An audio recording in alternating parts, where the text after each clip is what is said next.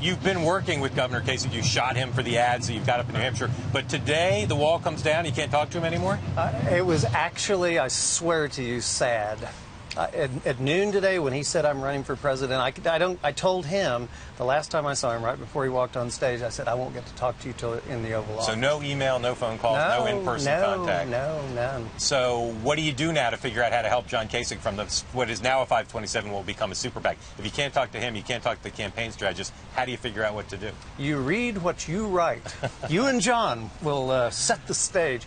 No, you do. You follow it like anybody else follows the race. But we have the advantage that I know John Kasich really well now. I didn't 2 months ago. I know his strategists really well. I know how they think. I've worked with them before, and I think Kasich was wise to bring in people who had worked together before. You've got this ad, the 60-second ad, and a new one that went up today in New Hampshire, paid for by the 527. Any idea if that ad is working, if it's getting a good reception in New Hampshire? It's getting an enormous reception. How do you know? We have little polling that tells us that. So you've polled since the ad went up? And what do people say about the ad? They just say good.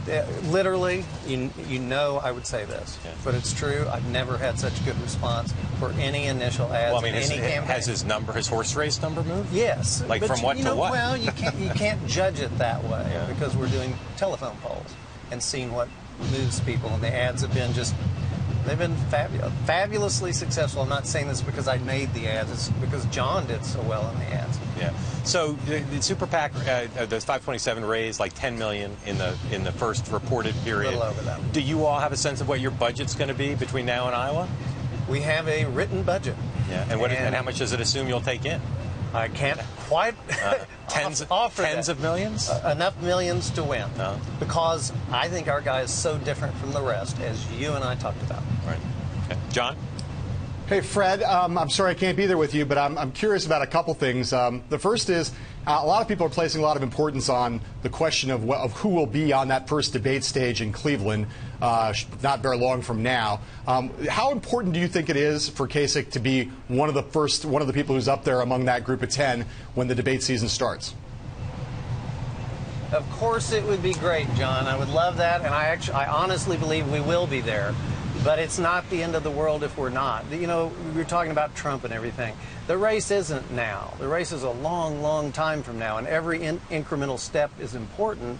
But being on that stage is not the end of the world, especially with what the people in New Hampshire have done with their debate. Fred, someone you know pretty well, I believe, Abby Huntsman, the daughter of John Huntsman, tweeted today that the Kasich rollout reminds me so much of my dad's 4 years ago. Same team, same timing, similar strategy. Hope it ends better for him. There are some Republicans who think this is Huntsman all over again. What do you say to those people? That the people are entirely different. I adore John Huntsman. I adore John Kasich. They are about as different as night and day. There have been stories written like that, as you know, recently, a big one today. I chuckle when I read them. John Huntsman is a passive guy. John Kasich is so far from passive you can't believe it. Major, major differences between the two. Last question. As you think about the next few months, how will you know if John Kasich's being successful? It's just polls, or are there other things you'll look at? No, you know, you look at a lot of things. Polls are very important. How the debate performance goes is very important. Feedback is actually important, just the general feedback. For example, you talked about John Sununu. Sununu was a client of mine, a friend of mine, and he would call and tell me anecdotal evidence he would hear about the ads that was really spectacular, but it was detailed. It was information you don't get out of a poll. And he's a former New Hampshire senator, so it helps he knows immensely. A little bit about how to get elected. He does. In the Bush Super PAC, there is now about $100 million, maybe more for all we know. How do you think they'll spend that money? I would imagine they'll spend it the same way we'll spend ours, but in much more grandiose terms. Well, I don't get the sense you guys are going to run a ton of negative ads anytime soon. Oh, no. You think the Bush folks will run negative ads? I would guess they would. Yeah. What about other people? Who else do you think might run negative ads? Rubio, Walker, You know, Rand Paul? I don't want to give away our strategy, but that is the typical way to think to get elected. That is not the John Kasich way to get elected. I think Rubio also doesn't intend to run negative ads, but I wouldn't be surprised if you saw maybe a few others. I'll be very surprised. A few others. Yeah. Last question. You're not going to be able to communicate, as we said, directly with John Kasich anymore. What will you do to replace him in your life?